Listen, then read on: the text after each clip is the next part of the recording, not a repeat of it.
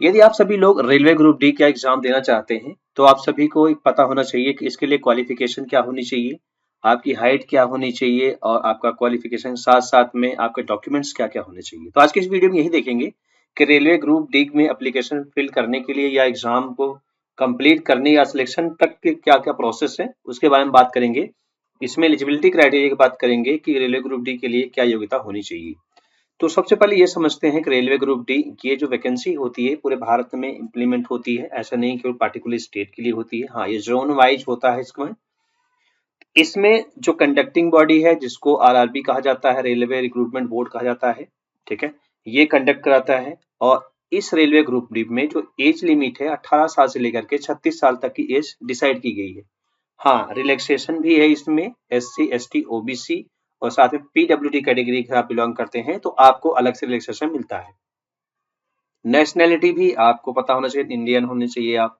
National level का exam होता है। जो क्वालिफिकेशन है इसमें, वैसे इसमें क्वालिफिकेशन का जो प्रोसेस है वो 10th पास होता है, लेकिन कुछ ऐसे ट्रेड है या कुछ ऐसी कैटेगरी है, कुछ ऐसी पोस्ट है जहाँ पे आईटीआई की भी आवश्यकता होती है। लेकिन प्योर जो जिसमें टेक्नीशियन नहीं है, ग्रुप डी की जो वैकेंसी होगी उसमें 10वीं पास होने चाहिए आप, तो अप्लाई कर सकते हैं। इसमें कोई एक्सपीरियंस की कोई आवश्यकता नहीं है, ना ही कोई जरूरत है। और आप कितनी भी बार रेलवे ग्रुप डी का एग्जाम दे सकते हैं जब तक आपकी एज अवेलेबल है। अब हम बात करते हैं एज के लिए। जो एज बहुत इंपॉर्टेंट होता है कि कोई भी फॉर्म अभी आप देखते हैं जब नियर बाय होता है, कितने लोगों की एज ओवर हो जाती है या कोई अंडर एज रहता है, तो वो भी क्राइटेरिया है यहाँ पे।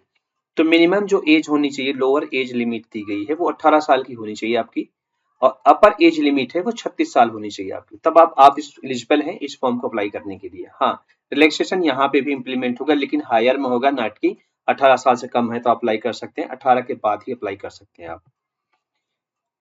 इसमें एक एज रिलैक्सेशन का जो ऑप्शन दिया गया है कि जनरल कैटेगरी के लिए 36 ईयर्स है, ओबीसी के लिए 36 प्लस 3 ईयर्स का रिलैक्सेशन मिलेगा, जैसे मैंने बताया छूट मिलेगी।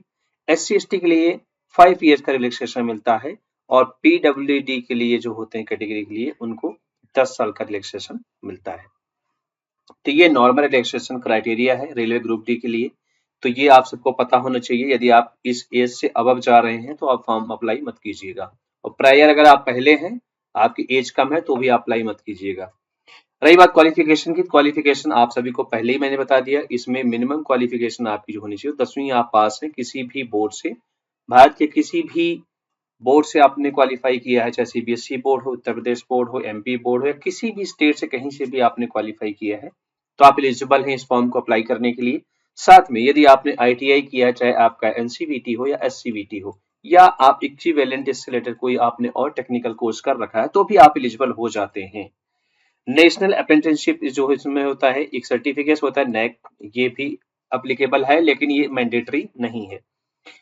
और साथ में हम एक चीज और देखेंगे कि इसमें जो नेशनल की क्राइटेरिया है वो आपको सभी को पता ही है कि इंडियन सिटीजन होने चाहिए, सब्जेक्ट टू द नेपाल और भूटान के लिए कुछ चीजों को लोगों को मिलता है, एंड तिब्बत रिफ्यूजी के लिए मिलता है, migrant from the specific countries अगर कोई आ रहा है यहाँ पे उसके लिए भी कुछ रिलैक्सेशन है, लेकिन वो भारत की नागरिकता लेने के बाद ही पॉसिबल हो पाएगा। बात करते हैं डॉक्यूमेंट के लिए, क्या डॉक्यूमेंट्स की रिक्वायरमेंट होगी इसको फॉर्म को फिल करने के लिए।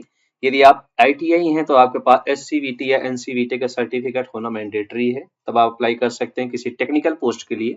और साथ में आपके पास एक जो फोटोकॉपी होनी चाहिए आधार कार्ड की, वो मैंडेटरी है। साथ में इनकम सर्टिफिकेट भी आपका लगेगा इसमें, यदि आप ओबीसी कैटेगरी से बिलोंग करते हैं या एससी एसटी से बिलोंग करते हैं तो इनकम सर्टिफिकेट आप बनवा लीजिएगा। ओबीसी कैटेगरी के लिए आपको एनसीएल जो लगता है ये आपको लगेगा सर्टिफिकेट, जो कि नेशनल लेवल का सर्टिफिकेट होता है भारत सरकार का, वो आपको उसमें ऐड करना होगा। सर्टिफिकेशन बाद ट्रांसजेंडर अगर है कोई व्यक्ति तो वो भी अप्लाई कर सकता है। डिस्ट्रीजी of the divorce and judiciary separation से कुछ है अगर कर रहा है उसके लिए भी सर्टिफिकेट चाहिए, यदि आप कोई व्यक्ति इंडिविजुअल है। साथ में क्लास 10 का सर्टिफिकेट आपके पास होना चाहिए, and non creamy and declaration जो फॉर्म होता है वो तो फुलफिल करना ही करना होता है। Medical certificate for the PWD के लिए जो फिजिकल हैंडीकैप कैंडिडेट्स हैं, यानी दिव्यांग लोग जो हैं उनके पास पीडब्ल्यूडी का सर्टिफिकेट होना जरूरी है। साथ में JNK डोमिसाइल सर्टिफिकेट अगर आप हैं कोई जम्मू कश्मीर से तो भी आपको एक रिक्वायरमेंट पड़ेगी। एप्लीकेशन फिल करना चाहते हैं तो आप इस वीडियो को जरूर देखिएगा, और साथ में ये वीडियो उन सभी फ्रेंड्स सर्कल में शेयर कीजिए जो लोग प्लान कर रहे हैं रेलवे ग्रुप डी में फॉर्म अप्लाई करने के लिए, ताकि उनको कंप्लीट इन्फॉर्मेशन मिल पाए। लेकिन हाँ, जैसे ही एप्लीकेशन ऑफिशियल आएगा, यानी नोटिफिकेशन ऑफिशियल नोटिफिकेशन आएगा, उसी समय आप सभी को एक नया वीडियो मिलेगा जिसमें में भी कुछ चेंजेस हो सकते हैं, तो वो भी आपको बताया जाएगा। ये according to the last year के अकॉर्डिंग ही आपको बताया गया है। वीडियो को शेयर कीजिए, चैनल पर नए हो सब्सक्राइब करिए, ताकि आपको इस तरह से एजुकेशन वीडियो डेली मिलता रहे आपके मोबाइल पे नोटिफिकेशन के माध्यम से। Thank you for watching.